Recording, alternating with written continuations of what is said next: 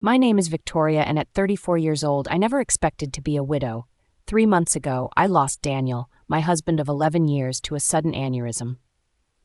Just days after his funeral, I dragged myself to my nephew Oliver's first birthday party, where my sister Isabella dropped a bomb that would destroy her life forever. She announced that Oliver was actually Daniel's son, showing everyone a will claiming half of my $800,000 house. What she didn't know was why I could barely hold back my laughter. If you've ever dealt with family betrayal that cut so deep it changed everything, hit that like button and subscribe because, trust me, you'll want to hear how this story ends. The revenge was so perfect, so complete, that even I couldn't have planned it better. Daniel and I met 12 years ago at a charity auction benefiting children with cancer. I was volunteering, helping organize the silent auction items when he outbid everyone else for a painting I had been admiring all night. It was a watercolor of the Philadelphia skyline at sunset, vibrant oranges and purples bleeding into the Delaware River. After winning, he walked straight over to me and handed it over. "I noticed you looking at this all night," he said with a smile that made his green eyes crinkle at the corners. "I think it belongs with you." That was Daniel. Thoughtful, observant, and generous to a fault. I fell hard and fast. We went on our first date the next evening, and it felt like we had known each other our entire lives. He was a corporate attorney, brilliant but humble, the kind of man who remembered the names of waitstaff and asked genuine questions about their lives. 8 months after we met, he proposed on the riverfront with the actual skyline mirroring the painting that brought us together. We bought our Victorian home in Rittenhouse Square shortly after our first anniversary. At $800,000, it was a stretch financially, but Daniel had just made partner at his firm, and I was building a solid reputation as an interior designer. The house needed work, but it had good bones, high ceilings, and a small garden out back where I envisioned future children playing. Those children never came, not for lack of trying.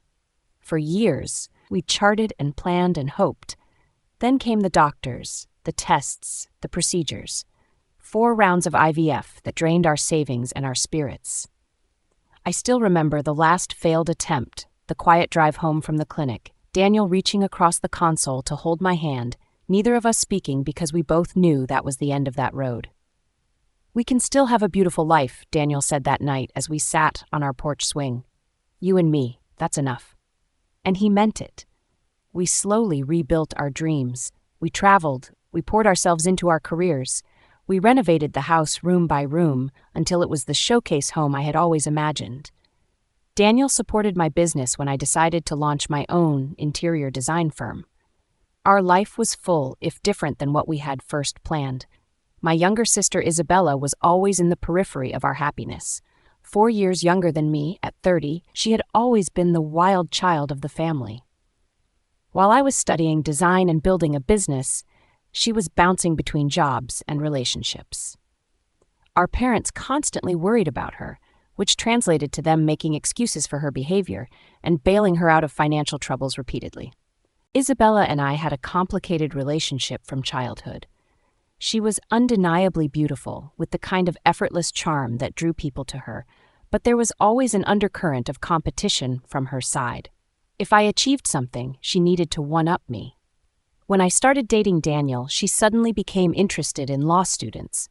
When we bought our house, she complained for months about her apartment, fishing for our parents to help her upgrade.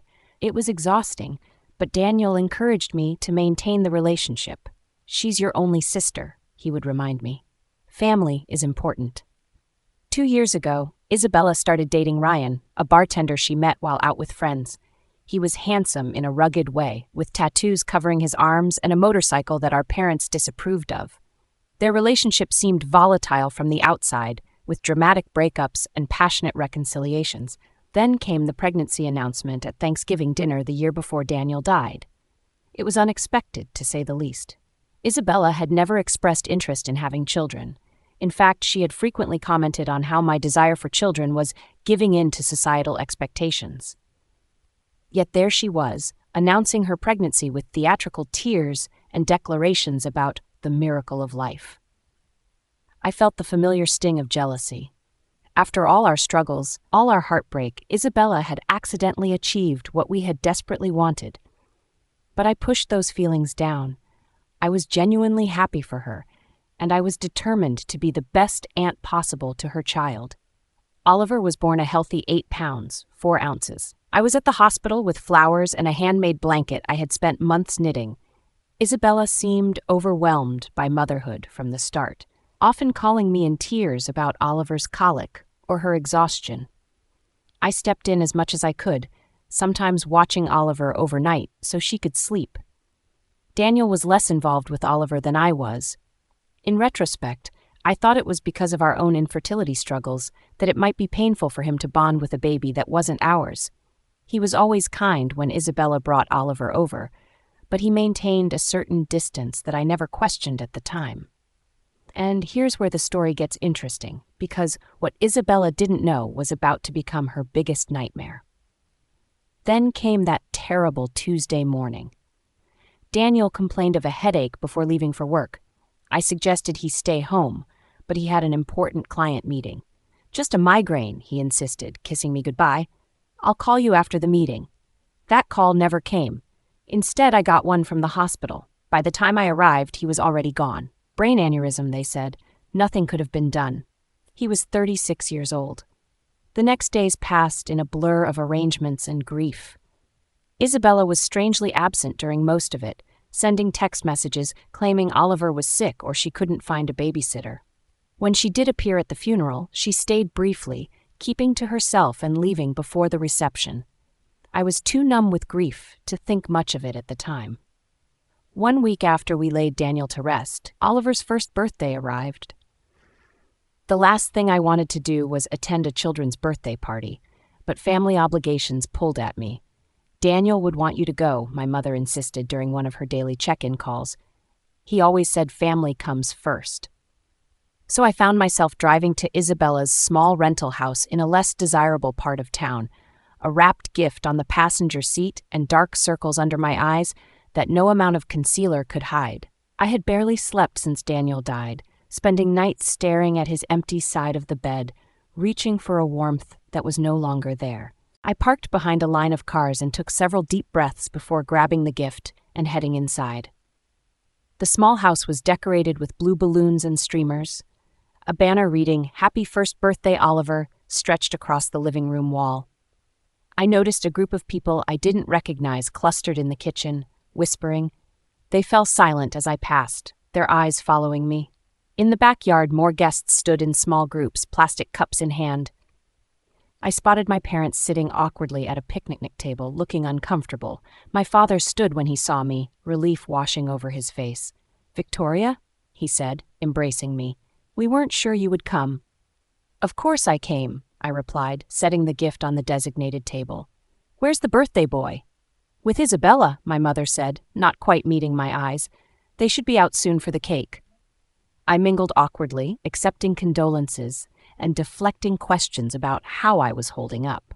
Everyone seemed on edge, conversation stopping abruptly when I approached. I chalked it up to people not knowing how to act around a newly minted widow. After 30 uncomfortable minutes, Isabella emerged from the house carrying Oliver on her hip. She was wearing a new dress I had never seen before, her hair freshly highlighted. Oliver looked adorable in a little button-up shirt and bow tie, his chubby legs kicking with excitement at all the attention. Isabella barely acknowledged me as she placed Oliver in his high chair. She seemed energized, almost giddy, moving around the yard with an unusual confidence. She tapped a plastic spoon against her cup, calling for everyone's attention. "Thank you all for coming to celebrate Oliver's special day," she began, her voice carrying across the yard. "This past year has been full of surprises and challenges, as many of you know." The guests exchanged glances. My mother suddenly became very interested in her shoes. "I've been keeping a secret," Isabella continued, placing a hand on Oliver's head, "one that I can no longer hide, especially after recent events." A chill ran down my spine. Something was very wrong. "Oliver is not Ryan's son," she announced, her eyes finding mine across the yard. "He's Daniel's." The world seemed to stop. I heard gasps around me, felt my father stiffen beside me, but it was all background noise to the rushing in my ears. Daniel and I had a brief affair 2 years ago, Isabella continued, her voice steady and rehearsed. It was a mistake, a moment of weakness for both of us. We never meant to hurt anyone, but these things happen. I stood frozen, unable to process what I was hearing. My sister was claiming she had slept with my husband, that her son, the nephew I had lovingly cared for, was actually Daniel's child. It was so absurd that I almost laughed out loud. But Isabella wasn't finished. She reached into her purse and pulled out a folded document. Daniel knew the truth about Oliver. Before he died, he updated his will. She held up the paper. He wanted his son to be provided for. This will states that half of the house Daniel and Victoria owned should go to Oliver as his biological child. Every eye in the yard turned to me. I could see the pity, the morbid curiosity, the discomfort. My parents looked stricken, my father half standing as if unsure whether to intervene. And then, to everyone's surprise, including my own, I felt a smile tugging at my lips. Not a happy smile, but the kind that comes when something is so outrageously false that it becomes almost comical. I pressed my lips together, trying to contain the inappropriate laughter bubbling up inside me. "Oh, I see," I said finally, my voice calm and even. I took a sip of water to buy time, to push down the urge to laugh in my sister's face. "May I see this will, Isabella?" Her confident expression faltered slightly. She clearly hadn't expected this reaction. Slowly, she walked over and handed me the document, a typed page with what appeared to be Daniel's signature at the bottom. I scanned it quickly, noting inconsistencies immediately. The formal language was all wrong, nothing like the legal documents I had seen Daniel bring home. And the signature, while similar to Daniel's, was clearly forged. I carefully folded the paper and handed it back to her. "Thank you for sharing this with me. I think I need to go now." "That's it?" Isabella asked, confusion evident in her voice. "You're not going to say anything else?" "Not right now," I replied calmly, gathering my purse. "This is Oliver's day. We can discuss this privately later." I said goodbye to my shell-shocked parents, promising to call them soon. As I walked to my car, I could hear the murmurs behind me, the party atmosphere completely shattered. Once inside my car, safely out of view, I finally let out the laugh that had been threatening to escape. It started small, then grew until tears were streaming down my face. Not tears of joy, but a strange mix of grief, anger, and incredulous disbelief at my sister's audacity. Because there was something Isabella didn't know, something Daniel and I had never shared with anyone, something that made her elaborate lie not just hurtful, but impossible. Now, if you're wondering what Isabella didn't know, drop a comment below with your guess. Was it a secret about Daniel? About their relationship? Or something else entirely? And make sure you're subscribed with notifications on, because what happens next will blow your mind. The truth about Daniel and Isabella began 3 years ago, long before Oliver was even conceived. We had invited my sister over for dinner to celebrate her new job at a marketing firm, her longest employment to date. Daniel had prepared his famous lasagna, and we had opened a good bottle of wine. It was a pleasant evening until I excused myself to take a work call from a client having a design emergency. The call took longer than expected, nearly 20 minutes of talking a wealthy client through hanging artwork. When I returned to the dining room, the atmosphere had changed.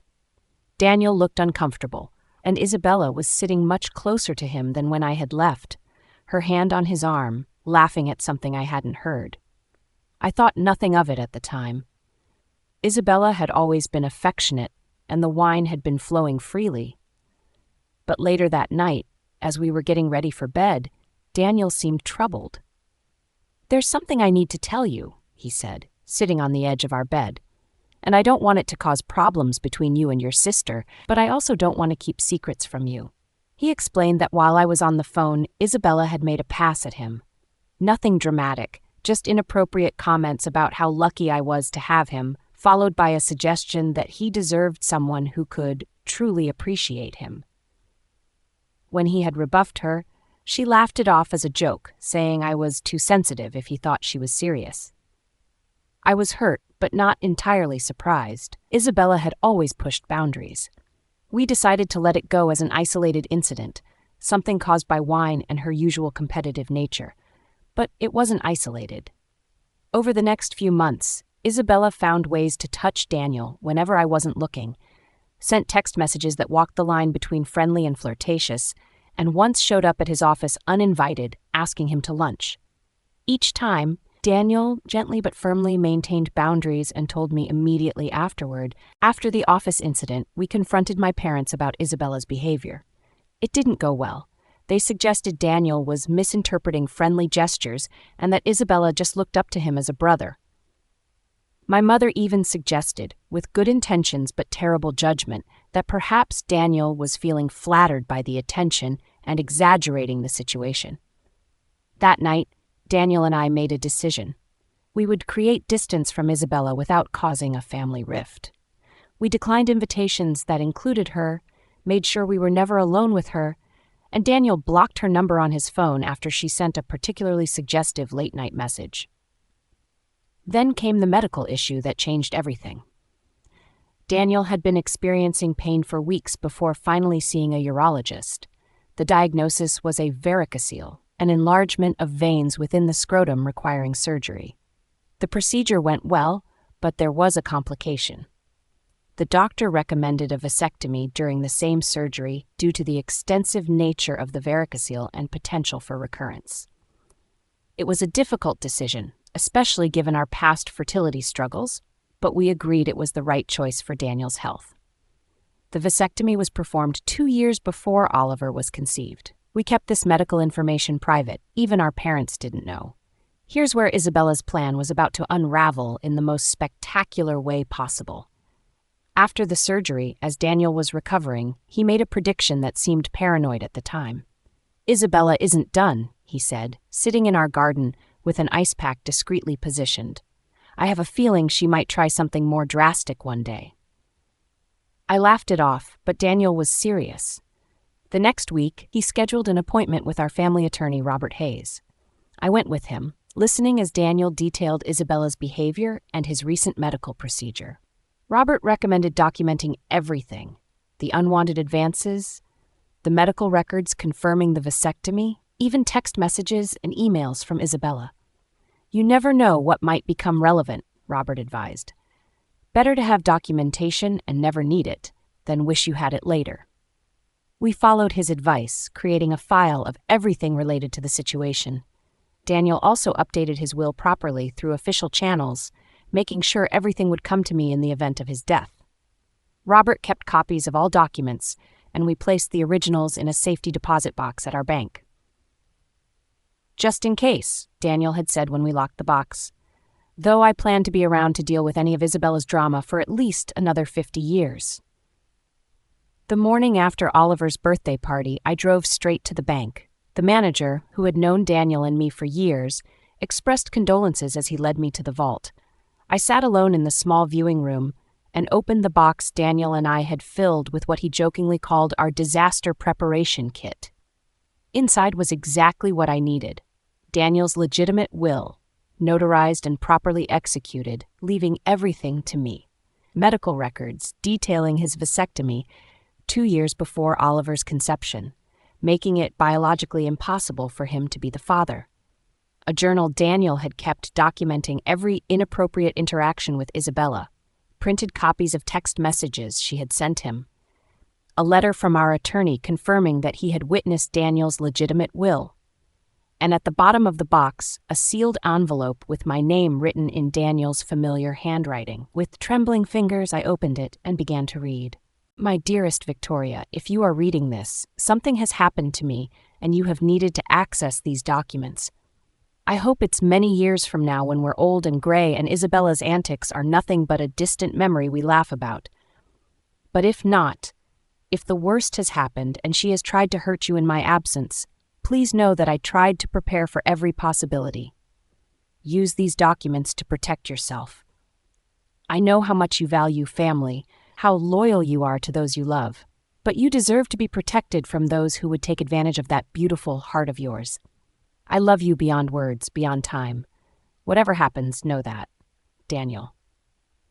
Tears streamed down my face as I read his words, feeling his love and protection reaching out to me even after death. My practical, thoughtful husband had anticipated this. Not the specific scenario, perhaps, but the possibility that Isabella might try to use his death to her advantage. I carefully returned everything to the box, except what I needed: copies of the medical records, the legitimate will, and selected journal entries. Then I called Robert Hayes and scheduled an appointment for that afternoon. What happened next would expose Isabella's lies so thoroughly that she'd wish she'd never tried to cross me. But first, let me ask you something. Have you ever had someone in your family betray you when you were at your most vulnerable? Share your story in the comments, and don't forget to hit that subscribe button because this revenge story is just getting started. Robert Hayes' law office was in a converted brownstone in downtown Philadelphia, the kind of place that exuded old money and discretion. I had only been there a handful of times with Daniel, but the receptionist recognized me immediately, her expression softening with sympathy. "Mrs. Preston," she said, standing to greet me, "Mr. Hayes is expecting you. Please accept my condolences for your loss." Robert was in his 60s, with silver hair and reading glasses perched on the end of his nose. He had been Daniel's mentor when Daniel first joined the firm, and they had maintained a close friendship even after Daniel moved to a different practice. He stood when I entered, coming around his desk to embrace me briefly. "Victoria," he said, gesturing for me to sit. I was devastated to hear about Daniel. He was one of the good ones. "He was," I agreed, my voice catching slightly, "and it seems he was also right about preparing for the worst with my sister." I explained what had happened at the birthday party, showing him the forged will Isabella had presented. Robert examined it, his expression growing increasingly concerned. "This is amateurish forgery," he said finally. "The language is all wrong, and the signature, while similar, would never stand up to expert analysis. But the fact that she created this at all is deeply troubling." I showed him the documents from the safety deposit box, the medical records confirming Daniel's vasectomy, the legitimate will, and Daniel's journal documenting Isabella's behavior over the years. "Daniel was nothing if not thorough," Robert said, reviewing the materials. "These medical records alone disprove her claim about Oliver's paternity. The vasectomy was performed 2 years before the child was conceived. It's biologically impossible for Daniel to be the father." "What should I do?" I asked. "I don't want to humiliate her publicly, but I can't let her take half of our home based on a lie." Robert leaned back in his chair, considering. "First, we need more information. I recommend hiring a private investigator to look into Isabella's current situation. There's likely a motivation beyond simple cruelty here. People rarely attempt fraud of this nature without financial pressure." He recommended Tony Mitchell, a former police detective who now worked as a private investigator, often on cases for the firm. I agreed, and Robert made the call immediately, explaining the situation in broad strokes. Tony arrived an hour later, a stocky man with a Philadelphia accent and no-nonsense attitude. He took detailed notes as I explained the situation, asking pointed questions about Isabella's relationship history, employment, and financial status. I realized how little I actually knew about my sister's current circumstances. "I'll need a few days," Tony said when I had finished. "My preliminary focus will be on her financial situation and relationship with the child's actual father. Is there anything else you can tell me about him?" I shared what little I knew about Ryan, the bartender Isabella had been dating when she became pregnant. I had only met him a handful of times, and he had seemed uninterested in family gatherings. Last I heard, they were still together, but she rarely mentions him anymore, I said. "He wasn't at the party yesterday, which I thought was strange for the father of the birthday boy." Tony nodded, making another note. "That's a good starting point. I'll be in touch soon." 3 days later, Tony called requesting a meeting at Robert's office. When I arrived, both men were reviewing documents spread across the conference table. "Mrs. Preston," Tony began once we were seated, "I've uncovered some concerning information about your sister's situation." According to his investigation, Isabella was in dire financial straits. She had accumulated over $75,000 in debt spread across credit cards, personal loans, and medical bills for Oliver, who had needed surgery for a heart defect shortly after birth. Her credit score was abysmal, and she had been rejected for 3 additional loans in the past month alone. She's also facing eviction. Tony continued, sliding a document across the table. "This is a copy of the notice her landlord filed last week. She has until the end of the month to pay 4 months of back rent or vacate the property." As for Ryan, he had apparently abandoned Isabella and Oliver shortly after the birth, moving to Seattle with a new girlfriend. He was paying minimal child support, barely $200 a month, and even that irregularly. "I also found these," Tony said, producing printouts of text messages. "She's been telling friends about her plans to claim part of your house for weeks. These are messages between her and a friend named Nicole." I recognized the name as the woman who had opened the door at the party. The messages were damning. "Daniel's death is terrible, but maybe it's finally my chance to get what I deserve. That house is worth at least $800K now. If I play this right, I'll have a nice nest egg for Oliver and me. The will is almost ready. My friend Kevin is good with Photoshop and found a sample of Daniel's signature online from some charity auction. It looks totally legit. Victoria has always been the golden child. Time for me to get my share. She got 11 years with a great guy. The least she can do is share the wealth now that he's gone." I felt physically ill reading the calculated coldness of my sister's words. This wasn't just opportunism. It was premeditated fraud designed to capitalize on my grief. "There's more," Tony said gently. "I ran a background check on Ryan Martin, the actual father. He has a history of domestic violence charges from a previous relationship and currently has a warrant out for unpaid child support for another child in New Hampshire. He's not someone you'd want around your nephew." I sat in stunned silence, trying to process everything. My sister wasn't just desperate. She was willing to destroy Daniel's reputation and our marriage to solve her financial problems, and her choice in partners had put Oliver in a potentially dangerous situation. "What do I do with all this?" I asked, looking between Robert and Tony. "I can't just expose all of this publicly. Oliver is innocent in all of this. He's still my nephew." Robert removed his glasses, rubbing the bridge of his nose. "You have several options, Victoria. We could file charges against Isabella for attempted fraud and forgery. That would likely result in criminal penalties for her, possibly even jail time given the amount of money involved." He continued, seeing my distress. "Or we could handle this privately, confront her with the evidence, require her to retract her claims, and potentially work out an arrangement that protects both you and the child." I left the meeting with a heavy heart and a folder full of evidence. That evening, I called my therapist, Dr. Patricia Reed, whom I had been seeing since Daniel's death, and scheduled an emergency session. In her calm, plant-filled office, I unloaded the entire situation. "I'm so angry I can barely see straight," I admitted. "But Oliver is just a baby. None of this is his fault. And despite everything, Isabella is still my sister."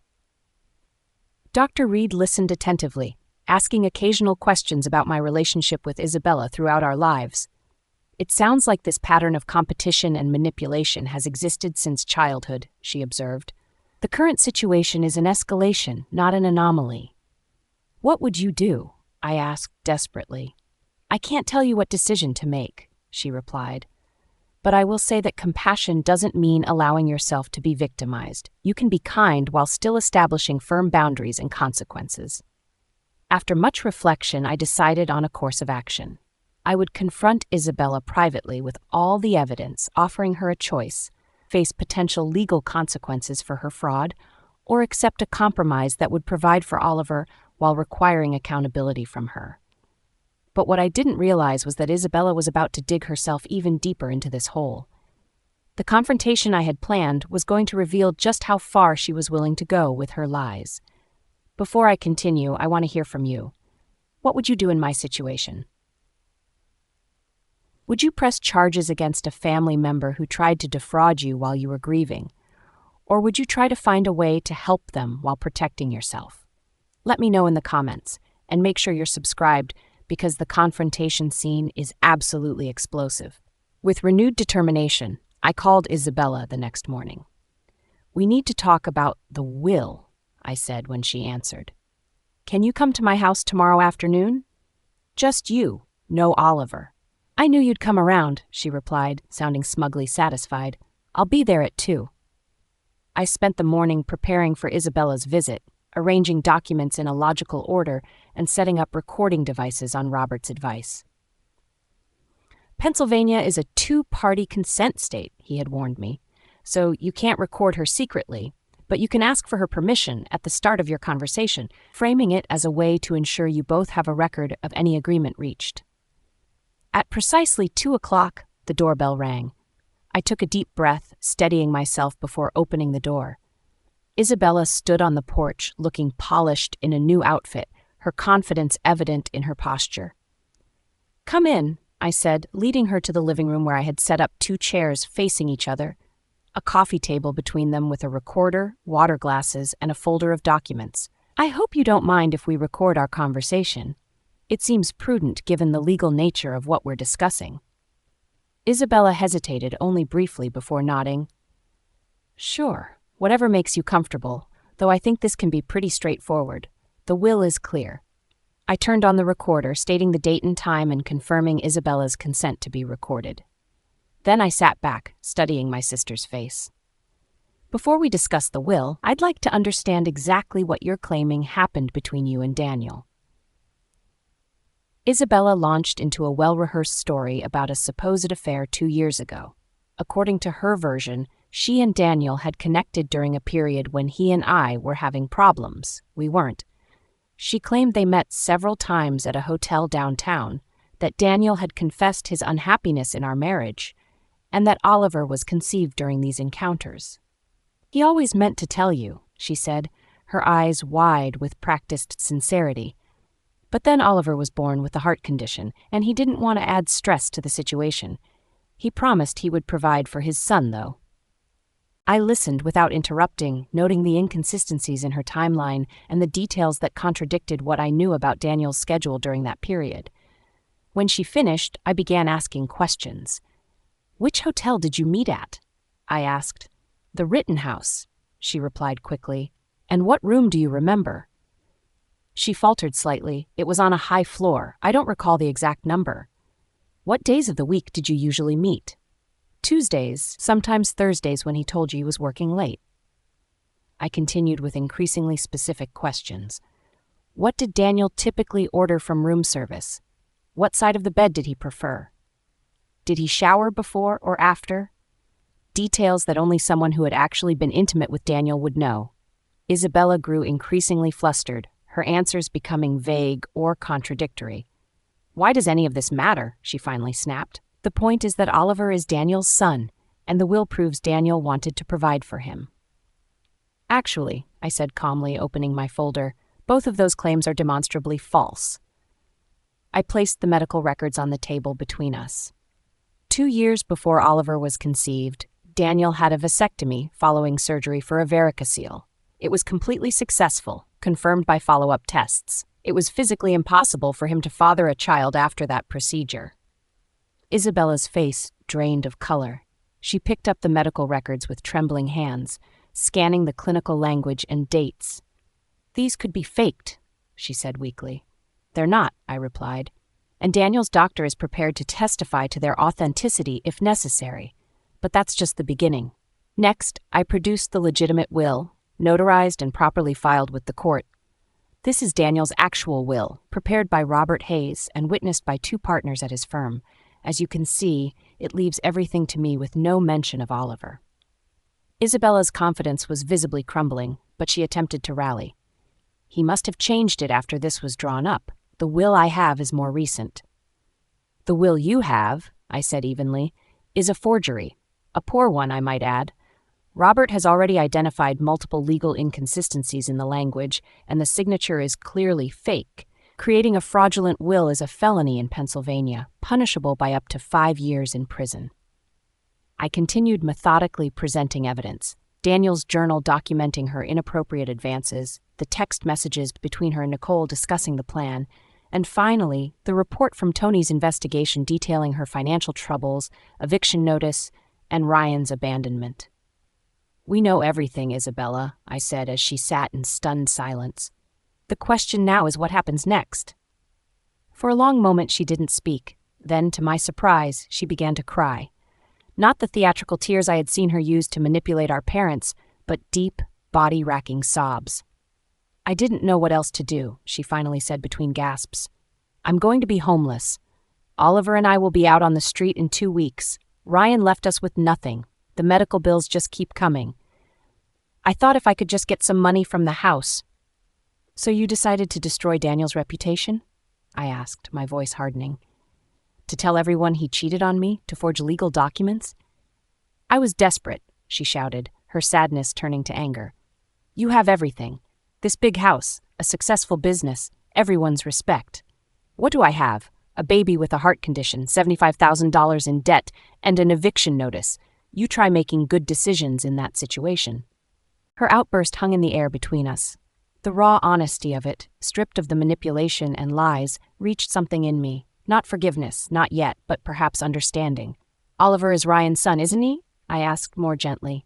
She nodded, wiping her eyes. "Yes. Daniel never touched me, not like that. I did try with him years ago. He always shut me down immediately. He was annoyingly loyal to you." "And the will?" "My friend Kevin helped me create it. He does graphic design and thought it would be easy to fake a signature. I was going to use it to pressure you into giving me money. I never thought you would actually look into it so thoroughly." I turned off the recorder and sat back, considering my next move. Isabella watched me nervously, clearly expecting the worst. "I could press charges," I said finally. "What you did was illegal, not to mention cruel and calculated." She nodded miserably. "I know. But that would hurt Oliver," I continued. "And despite everything, he's my nephew. I love him." I leaned forward, making sure she was looking directly at me. "So here's what's going to happen. You're going to tell everyone the truth, that you lied about the affair, that Oliver is not Daniel's son, and that you forged the will. You will apologize publicly to me and to Daniel's memory." "And then what?" she asked, her voice small. "We'll still be evicted." "I'm not finished," I said. "In exchange for your full confession and a legal agreement never to attempt anything like this again, I will help you and Oliver.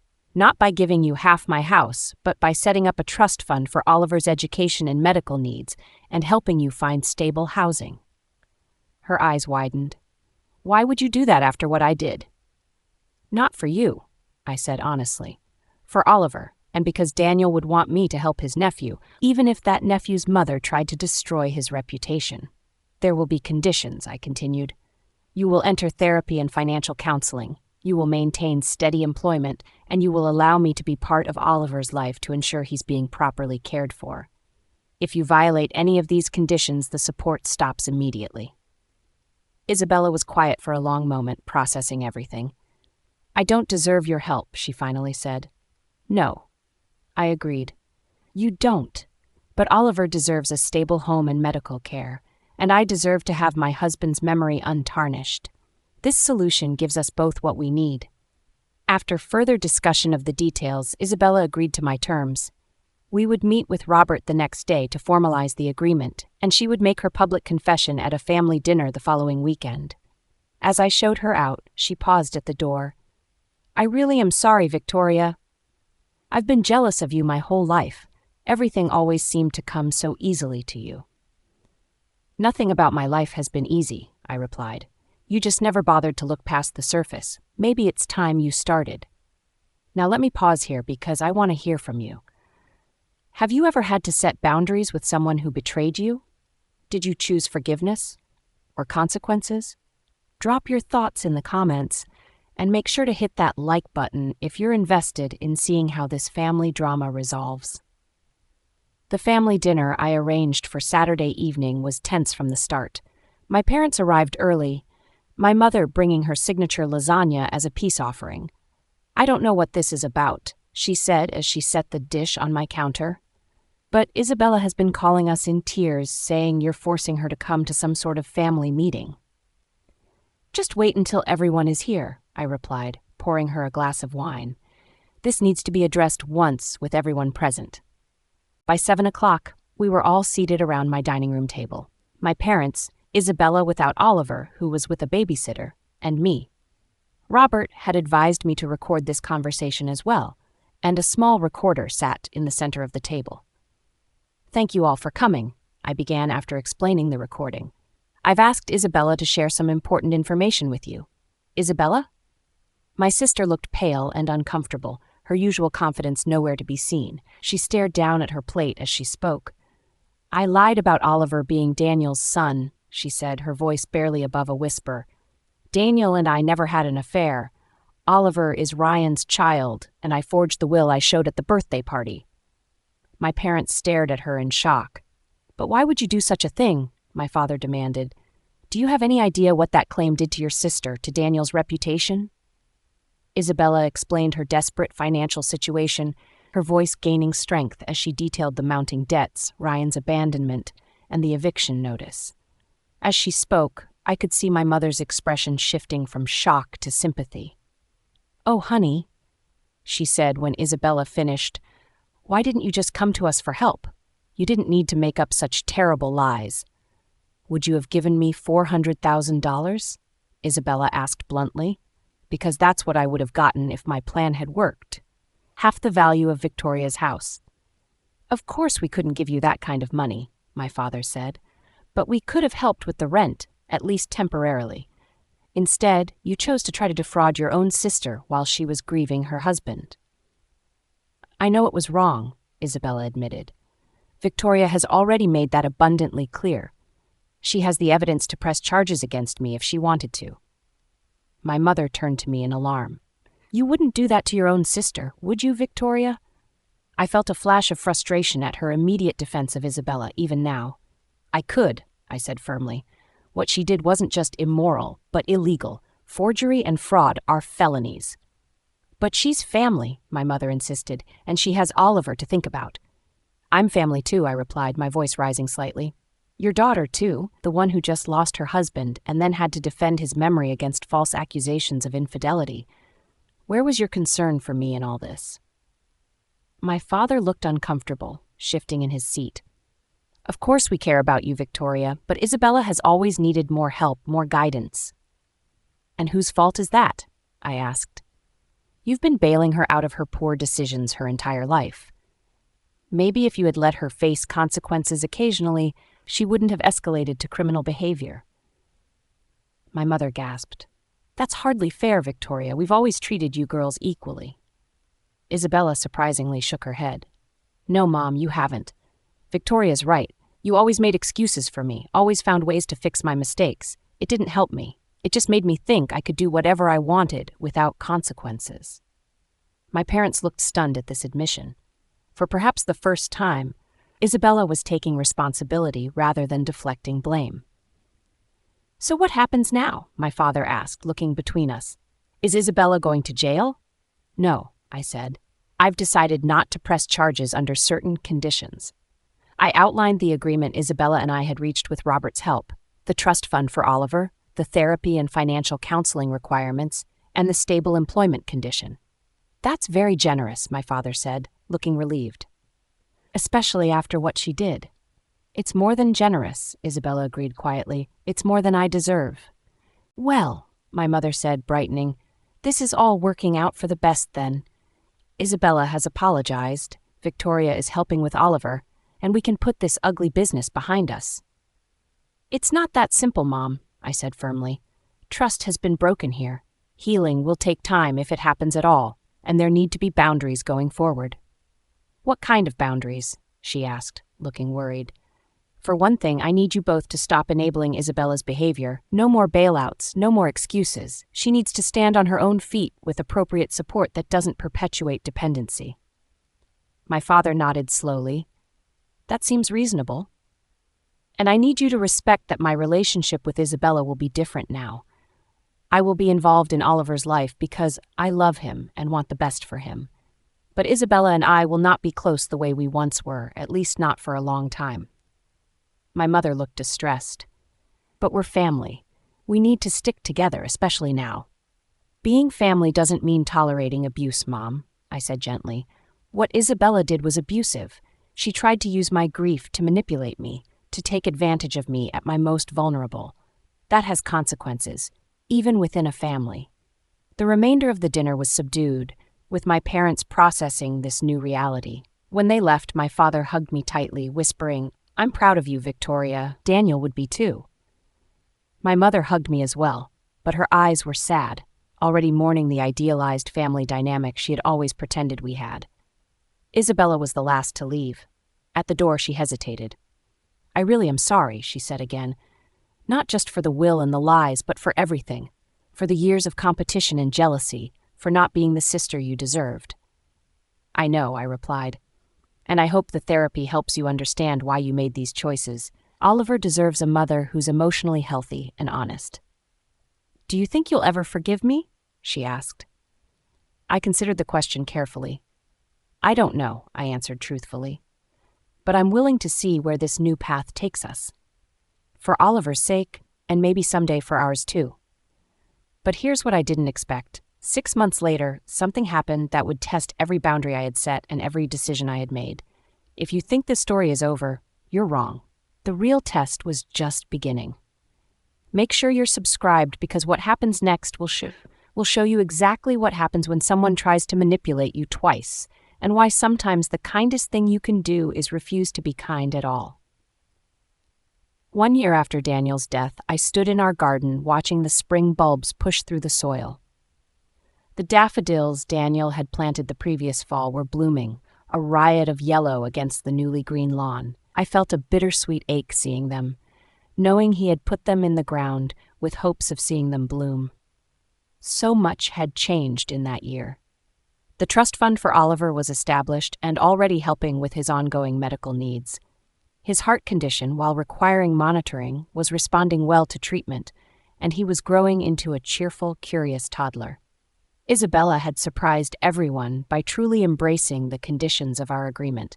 6 months of therapy had helped her recognize patterns of behavior stemming from childhood. The constant need to compete with me, the self-sabotage that had characterized many of her decisions.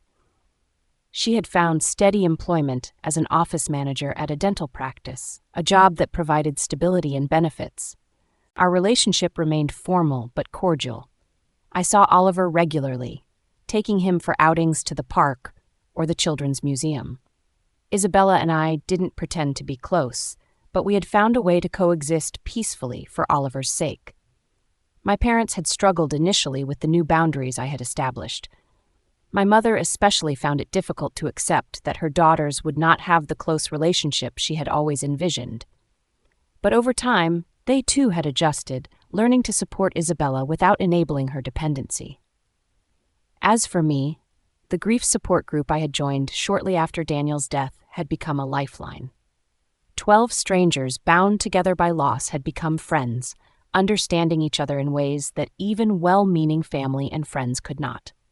We met weekly, sharing our journeys through grief, celebrating small victories, and supporting each other through the inevitable setbacks. 3 months after the confrontation with Isabella, I had established the Daniel Preston Foundation for Legal Education, providing scholarships to students from underprivileged backgrounds interested in corporate law.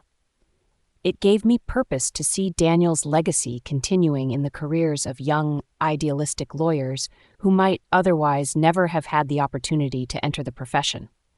Old friends had stepped up in ways I could never have anticipated. Daniel's law partners checked in regularly, inviting me to dinners and events, making sure I wasn't isolated in my grief. My college roommate Jennifer flew in from Chicago monthly just to spend weekends with me, sometimes doing nothing more than watching movies and ordering takeout. And then there was Michael. I met him at a fundraiser for the foundation 6 months after Daniel died. He was a professor of ethics at the University of Pennsylvania, thoughtful and kind, with a quiet sense of humor that reminded me of Daniel in some ways. We started as friends, sharing coffee after foundation meetings, then gradually transitioned to occasional dinners. It was different than what I had with Daniel, as it should be. Michael understood that Daniel would always be part of my life, that loving again didn't mean replacing what came before. We were taking things slowly, both of us cautious but hopeful. Standing in the garden that spring morning, I reflected on everything Daniel had taught me, not just during our years together, but even after he was gone. His foresight in preparing those documents had protected me when I was at my most vulnerable. His journal entries had validated my experiences with Isabella when my own parents tried to dismiss them. His love continued to shield me, even in his absence. I had learned difficult lessons through this ordeal. That family relationships need clear boundaries to remain healthy. That documentation isn't just a legal precaution, but sometimes an emotional necessity. That forgiveness doesn't have to mean forgetting or allowing harmful patterns to continue. That sometimes the people we expect to protect us are the ones we need protection from. But I had also learned about my own strength. I had faced Isabella's betrayal, navigated the legal complexities, and made difficult decisions about how to move forward, all while processing the devastating loss of my husband. I had found a way to honor Daniel's memory while beginning to build a new life for myself. The daffodils swayed in the spring breeze, resilient after the long winter. I thought about how grief is like that too. Not a straight line, but a series of seasons, each bringing its own challenges and unexpected beauties. I wasn't the same person I had been before Daniel died, before Isabella's betrayal. I was stronger in some ways, more cautious in others, but ultimately more authentic in how I approached relationships and boundaries. Sometimes the most painful betrayals force us to find strength we never knew we had, I said softly to the garden Daniel had loved. You couldn't have known what would happen after you were gone, but somehow you prepared me to face it. And in that way, your love protects me still. As I turned to go back inside, I felt a sense of peace that had been absent for so long. Not because the grief was gone, it never would be completely, but because I had found a way to carry it alongside hope for the future. Daniel had given me that gift, teaching me that love endures even when the person is gone, that preparation and honesty are acts of profound caring. Now I want to hear from you. Have you ever had to establish difficult boundaries with family members? How did you navigate those painful conversations? Share your experiences in the comments below, and don't forget to like and subscribe if this story resonated with you. Your support helps me continue sharing these difficult but important life lessons. If you're someone who's dealing with family manipulation or betrayal right now, remember this. Protecting yourself isn't cruel. It's necessary. The people who truly love you will respect your boundaries, and the ones who don't were never safe for you to begin with. Thank you for listening, and remember that healing isn't linear, but it's always possible. Hit that notification bell so you don't miss my next story, because I have more tales of family drama, revenge, and justice that will leave you questioning everything you thought you knew about loyalty and forgiveness.